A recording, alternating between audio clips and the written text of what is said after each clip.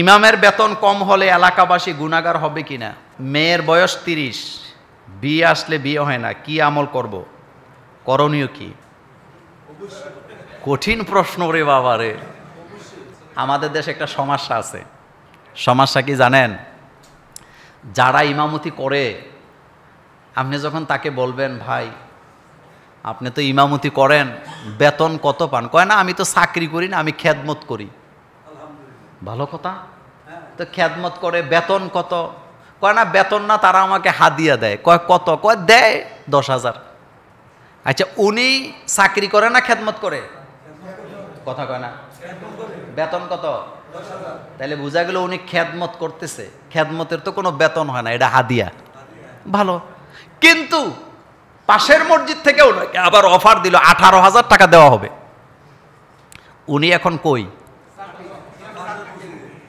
কথা কয় না, উনি এখন জুমুর আছে না, ওই 18,000-এ চলে গেছে। তো তখন খেদমত কই গেছে? এই যে মসজিদে ইমামতি করতেছি, এটা চাকরি, এটা খেদমত না। খেদমত করছে বেলাল রাদিয়াল্লাহু তাআলা আনহুরা। আমাদের মধ্যে খেদমত হয় না। আমার বেতন যদি কম দেয় আমি আরেকখানে চলে যাই, তো এটা খেদমত হইল? এটা একটা কথা। আমি কিন্তু ইমামদের বিরুদ্ধে বলি নাই। নাম্বার 2, একজন ইমাম মুয়াজ্জিন আপনার এলাকার খেদমত করে, মসজিদের খেদমত করে, তো তার চাহিদা পূরণ করা আপনার দায়িত্ব না? দেখবেন নিয়মিত মুসল্লি যারা, তারা কিন্তু মসজিদের ইমাম সাহেবের বেতন বাড়ানোর পক্ষে থাকে সব সময়। যারা মাঝে মধ্যে নামাজে আইয়ে, যারা মাঝে মধ্যে নামাজে আসে কিন্তু কমিটিতে তার নাম আছে, এই লোকগুলা মসজিদের ইমামের বেতন বাড়ানোর কথা শুনলে হাতের মাথা গরম হয়ে যায়। কথাটা কি সত্য না মিথ্যা? কারণ যারা 5 ওয়াক্ত নামাজ পড়ে তাদের ভালোবাসাটা ইমামের জন্য নিখুঁত। তারা বুঝে যে ইমামের চাহিদা তো আছেই। এক লিটার তেলের দাম কত?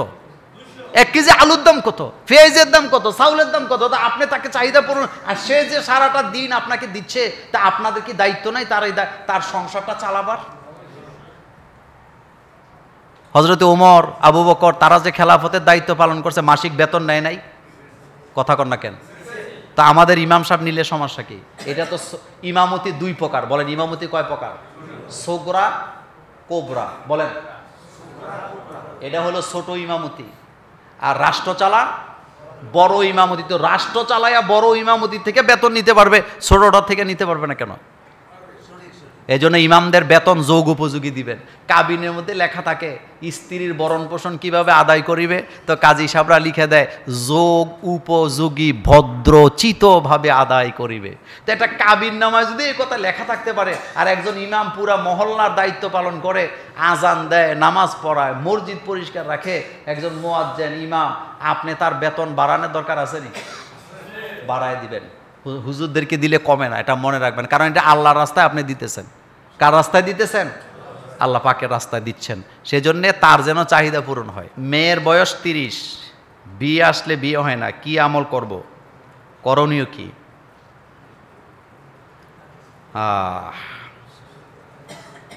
প্রথম হলো তাহাজ্জুদ। বলেন প্রথমে কি? তাহাজ্জুদ। তাহাজ্জুদ মিস করা যাবে না। কি মিস করা যাবে না? তাহাজ্জুদ। এটা হলো সফলতার প্রথম ধাপ। রাসূলুল্লাহ সাল্লাল্লাহু আলাইহি ওয়াসাল্লামকে আল্লাহ পাক বলছেন অমিনাল লাইলি ফাতাহাজ্জাদ বিহি নাফিলাতাল লাক আসা আইয়াবআসাকা রব্বুকা মাকামাম মাহমুদ। আপনি তাহাজ্জুদটা চালায়া যান, এটা হোক নফল, আমি আপনাকে মাকামে মাহমুদ দান করব। কি দান করব? প্রত্যেকটা মানুষের, মুমিনের সফলতার পেছনে থাকে তাহাজ্জুদের নামাজ। এটা হলো সবচেয়ে বড় আমল। 5 ওয়াক্ত নামাজ পড়ে দোয়া করবেন কার কাছে? চাইবেন কার কাছে? আল্লাহ পাকের কাছে চাইবেন। ইনশাআল্লাহ নামাজ নিয়মিত পড়েন, পর্দা করেন, তাহাজ্জুদের নামাজে আল্লাহর কাছে চান, অচিরে ইনশাআল্লাহ তার সমাধা আপনারা পেয়ে যাবেন ইনশাআল্লাহ।